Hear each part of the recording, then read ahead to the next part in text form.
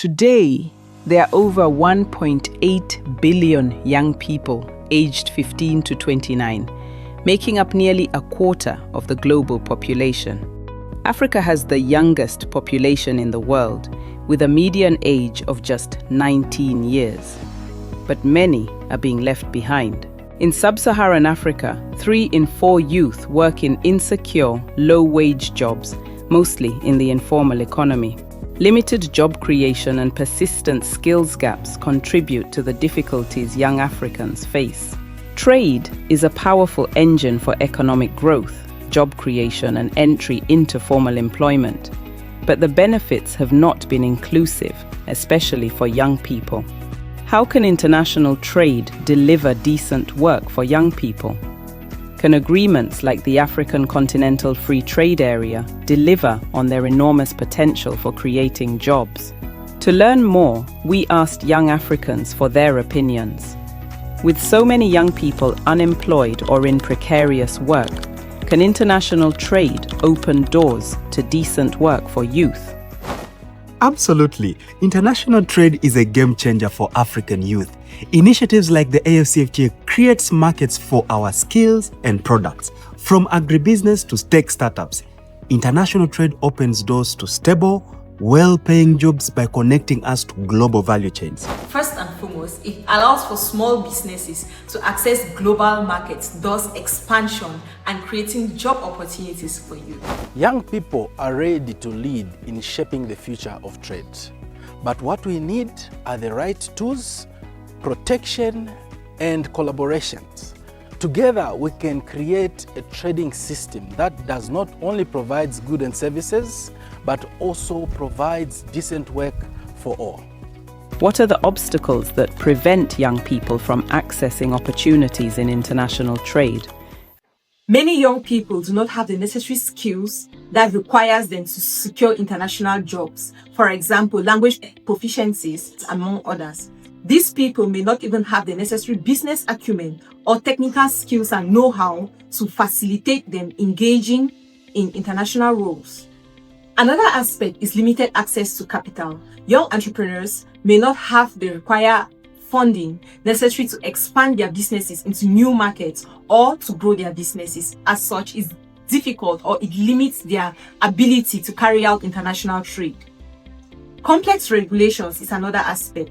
A lot of countries have put up a lot of regulatory policies and barriers that prevent entry into new markets. Before one wants to be able to trade or carry out trade in another country, a lot of regulations, rules, policies prevents them, especially as small businesses, to thrive in these markets.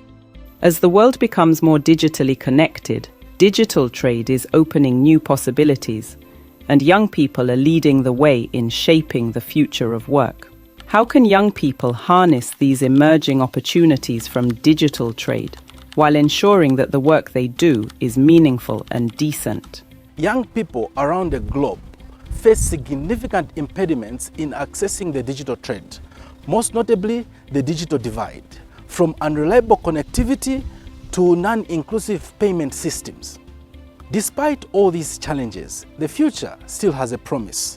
The future has a promise in digital trade, e-commerce, and remote service delivery, where a young trader, a young designer in Ghana can sell to a client in Europe.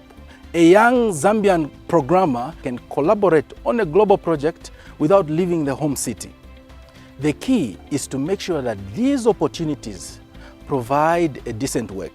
Are policymakers shaping international trade agreements and trade policies listening to young voices or leaving them out of the conversation? AFCFTA Protocol of Women and Youth in Trade is one of the success stories. The AFC Secretariat, led by His Excellency Wamkele Mene, let us, the young people, especially the council that I chair, to develop this amazing protocol currently being used to amplify our voices in trade policy negotiations and generally within the AFCFTA framework. Yet often, policymakers draft agreements without even consulting us, and yet they affect us. So what do we need? We need consistent platforms like the National AFCFTA Youth Committees embedded in trade negotiations and also embedded under the ministries of trade to ensure our ideas shape agreements and trade policies, both at national and regional level. What does decent work mean for you? Decent work encompasses equal work opportunities for everyone. It is work that provides fair income for workers, enhances their productivity, recognizes the rights of workers, and it protects them. Work that respects human rights, work that provides a fair pay, and work that provides opportunities for growth. I see decent work as a job that offers fair wages, safe conditions, and respect for our dignity as young Africans. It's about opportunities that empower us to thrive, not just survive. As countries pursue agreements like the African Continental Free Trade Area, youth voices must be part of the conversation. Trade must work for youth because the future of work is theirs to shape.